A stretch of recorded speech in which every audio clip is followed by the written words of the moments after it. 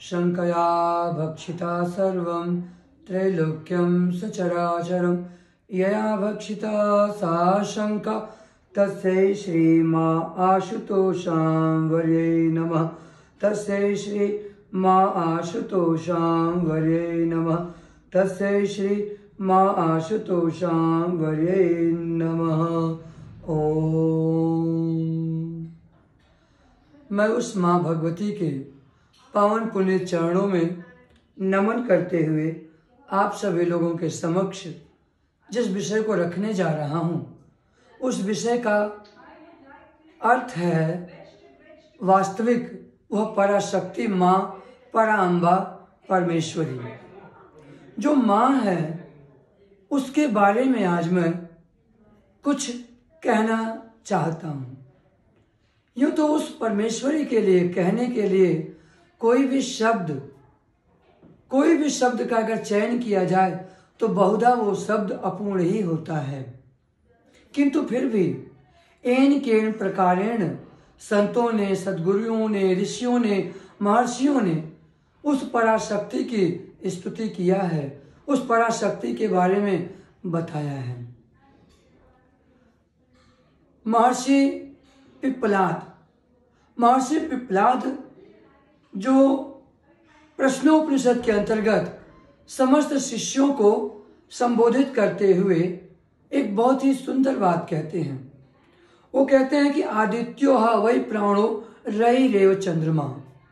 उन्होंने कहा आदित्य जो है यह प्रत्यक्ष उदित होने वाला जो ये सूर्य है यह प्राण है और इसकी जो शक्ति है उसी को जिसके द्वारा यह जो सूर्य है अपने आभा को के द्वारा, अपने तेज के द्वारा जब सृष्टि को प्रकाशित करता है तो जो ऊर्जा है, जो शक्ति है, उसको रई अर्थात चंद्रमा कहा गया है। जिस तरह से शिव महापुराण के अंतर्गत हम देखते हैं कि शिव और शक्ति का कण कण में झंकार है, नाद है। शिव से शक्ति विलग नहीं है। जहां शिव है स्वतः शक्ति वहीं पर है और जहां शक्ति है वहां शिव का प्राकट्यकरण है। किंतु फिर भी जो मूढ़ बुद्धि लोग हैं, जो अगाध हैं, जो अज्ञानी है, वह सदैव ही नकारात्मकता के जामा ओढ़ लेने के कारण वह एक को स्वीकार करते हैं तो दूसरे को अस्वीकार कर देते हैं। उदाहरण स्वरूप जिस तरह से भगवान श्री राम हैं, जहां राम हैं वहीं पर माता सीता की भी स्तुति की गई है, किंतु जहां पर भगवान कृष्ण हैं वहीं पर माँ राधा रानी की भी स्तुति की गई है। किंतु राधा रानी और भगवान कृष्ण के जीवन में कुछ भौतिक जगत का फासले दिखाई देते हैं, किंतु वो आध्यात्मिक स्वरूप में वो जो हैं वो दो नहीं हैं, वो एक ही हैं। एक तरफ माता रुक्मिणी भगवान कृष्ण के साथ विराजमान है, वहां पर राधा माता का जिक्र नहीं है, किंतु माँ राधा उनकी आधार शक्ति हैं, वो सदा उनके संग हैं और भगवान कृष्ण माँ राधा के साथ सदा संग हैं। किंतु प्रत्यक्ष में भगवान श्री राम और भगवान कृष्ण के लौकिक उदाहरणों के द्वारा अगर हम वेदों पर दृष्टिपात करें तो एक ऋषि हुए हैं, ऋषि पिप्पलाद, जिन्होंने अपने शिष्यों को संबोधित करते हुए कहा कि जो सूर्य है यह पिता की भूमिका अदा करता है, निभाता है, और जो चंद्रमा है वो क्या करता है कि वह सोम यानी वह अमृत प्रदायिनी, यानी कि सूर्य जो अपनी आभा के द्वारा ऊर्जा का संचार करता है तो चंद्रमा उसको अपने आगोश में अपने अंदर समाविष्ट करके समस्त वन वनस्पतियों को, औषधियों को तेजोमय करता है, उनको ऊर्जान्वित करता है, उसमें अपनी जो आभा है, जो शक्ति है, उसको वह भरता है, उसको वह पूरा करता है। यानी कि सूर्य सीधी तरीके से इस कार्य को नहीं कर सकता, उसको करने के लिए रई की आवश्यकता है, यानी चंद्रमा की आवश्यकता है। और ये रई और चंद्रमा दो अलग अलग नहीं है, वास्तव में दोनों एक ही है। यह हमारी सोच का अंतर हो जाता है, क्योंकि जहां पे मन है, जहां पे बुद्धि है, वहां पर हम इस चीज को नहीं समझ पाएंगे। यदि हम वेदों की तरफ चलें तो वेदों में एक रहस्य उद्घाटित किया गया है। उन्होंने कहा है, रुद्र के 8वें अध्याय के अंतर्गत आता है, अग्निश्चम इंद्रश्च मे, सोमश्चम इंद्रश्च मे, प्राणश्चम इंद्रश्च मे, सविताचम इंद्रश्च मे। यहाँ पर उसी एक शक्ति के साथ साथ जो दूसरा सुक्त है, जो तत्व है, उसके बारे में हमें यहाँ पर देखने को मिलता है कि जहाँ अग्नि है वहीं पर अग्निश्च मे इंद्रश्च मे। इंद्र क्या है? इंद्र शक्ति है, इंद्र वह तेज है, इंद्र ओज है, इंद्र ऊर्जा है। जहाँ पे अग्नि देदीप्यमान है वहीं पर उसकी ऊर्जा, वहीं आभा है, और वहीं पर देदीप्यमान वह तत्व है। जहाँ सविता है, जहाँ ये प्रकट होने वाला जो सूर्य अपनी संपूर्ण आभा के साथ प्रकट हो रहा है, जहाँ पर वहीं पर वह संपूर्ण सृष्टि को अपने आगोश में लेता। सविता वही पर सविता देवा नाम, क्योंकि जब ये सविता यानी उदित होता हुआ सूर्य संपूर्ण सृष्टि को अपनी रश्मियों में धारण करके उसको पल्लवित और पुष्पित करता है, ऊर्जान्वित करता है। सतपथ ब्राह्मण के अंतर्गत ये बात कही गई है। फिर हम उस माँ भगवती को कैसे अस्वीकार कर सकते हैं? माँ भगवती अस्वीकार हमारे द्वारा, हमारी कुत्सित बुद्धि के द्वारा होती हुई दिख रही है, किंतु वास्तविकता कोसों दूर है। वह सदा एक संग है। परम पूजनीय, परम वंदनीय सर्वश्री आशुतोष महाराज जी ने तो सदैव बढ़ चढ़ करके माँ की महिमा का गान किया। महाराज जी खुद अपने भजन में, अपने प्रवचन में अक्सर महाराज जी कहे हैं, नारी शक्ति नवयुग लाएगी। इस बार सब कुछ नारी शक्ति ने करना है।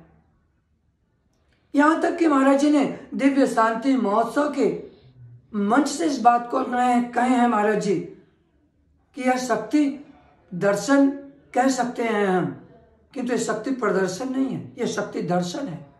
महाराज जी ने सदैव अपनी शक्ति को सराहा है। वही माँ है, वह पराशक्ति, वह माँ परमेश्वरी है।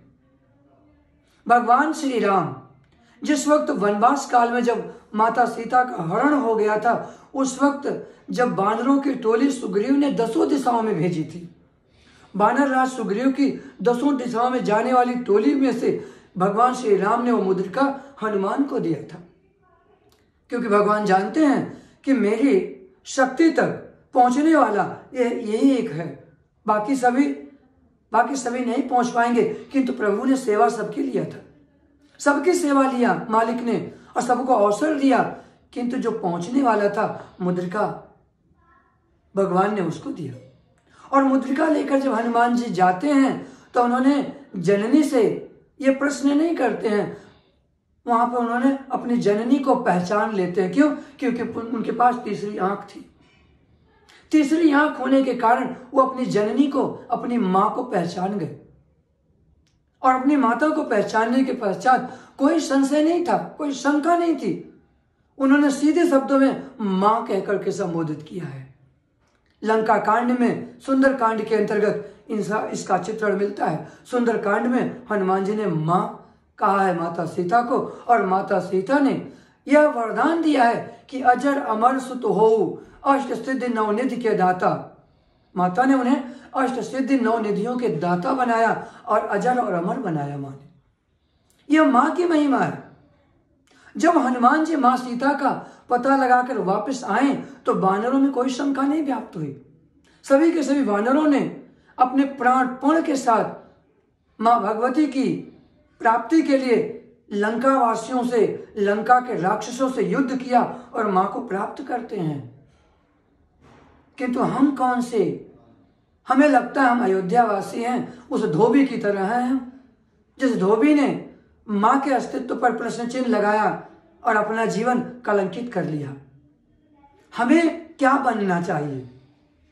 यहां तक कि लंका में मां सीता ने अपनी परीक्षा दिया जिसकी आवश्यकता नहीं थी। प्रभु को भी आवश्यकता नहीं थी, मां को भी आवश्यकता नहीं थी, किंतु लोकापवाद के कारण मां ने अपने सत्य को स्थापित किया, और सत्य को स्थापित करने के उपरांत हम सभी जानते हैं कि प्रभु श्री राम ने बात स्वतः कहा है कि देवी सीता परम शुद्ध हैं। भगवान अपनी आधार शक्ति को जानते हैं। हम संतानें कैसी संतानें हैं? हम कुत्सित कुबुद्धि संतानें, हम माँ के ही अस्तित्व पर प्रश्न खड़ा कर देते हैं। अरे जिस पावन परमेश्वर ने जिस महान ज्ञान को प्रदान किया, उस महान ज्ञान को प्रदान करने वाली, वह शक्ति सत्य को स्थापित करने वाली वो पराशक्ति परमेश्वरी पराअंबा माँ भगवती माँ आशुतोषांबली हैं। उनको पहचानिए, अपनी तीसरी आंख से देखिए। भगवान ने आपको विवेक दिया है, ज्ञान दिया है, और उस ज्ञान के द्वारा अपने अंतस जगत में जाइए और माँ का दर्शन नहीं कर पा रहे हैं तो पिता के दर्शन किए हैं। उस परम पिता परमेश्वर से पूछिए कि सत्य क्या है। माँ आपके समक्ष सत्य उद्घाटित करेंगी, परमेश्वर भी आपके समक्ष सत्य उद्घाटित करेंगे। मेरे समक्ष सत्य उद्घाटित कर गए हैं, मेरे समक्ष सत्य को उद्घाटित करके वो गए। एक ही अनुभव में उन्होंने 3 से 4 बार जब अनुभव दिया तो मैं स्वयं उनके पास गया था और मैंने उनसे पूछा कि इस तरह से एक देदीप्यमान परम प्रकाशमयी नारी स्वरूप में हमें ऐसा दर्शन होता है, वो कौन है? महाराज जी ने कहा हम ही हैं, वो हमारा ही वो स्वरूप है। माँ ने आकर हमें जगाया, माँ ने आकर हमें संन्यास दिया, माँ ने आकर हमें अध्यात्म दिया, माँ ने हमें आकर के सब कुछ सर्वस्व प्रदान किया। ये कसौटी हमारी है, हम इस पर खड़े हैं। हमारी माँ माँ आशुतोषांबली हैं। आपको इस पर जो आप कह रहे हैं यह आपकी कुत्सित सोच है, और इस कुत्सित सोच का परिणाम क्या होगा इसको आप नहीं जानते। इसलिए उस परिणाम से डरो। अपने पाप कर्मों से डरना चाहिए, अपने उस किए जाने वाले वक्तव्य से डरना चाहिए क्योंकि उस धोबी की दुर्गति हुई थी। वही धोबी त्रेता युग में वहां पर भी वस्त्र ही धो रहा था, और वहां पर जब भगवान श्री कृष्ण आए तो भगवान कृष्ण ने यह बात दाऊ भैया से कहते हैं कि दाऊ भैया ये वही धोबी है, तनिक मेरी मदद कर दीजिए, मैं इसका उद्धार कर दूं, कहीं ऐसा ना हो। इसलिए समय के साथ चेत जाएं तो अच्छा रहेगा। इसी के साथ हम भी अपनी वाणी को विराम देंगे। बोलिए माँ आशुतोषांबली जी की जय, सद्गुरुदेव भगवान की जय, सच्चे दरबार की जय, सर्वश्री आशुतोष भगवान की जय, माँ आशुतोषांबली की जय। ओम।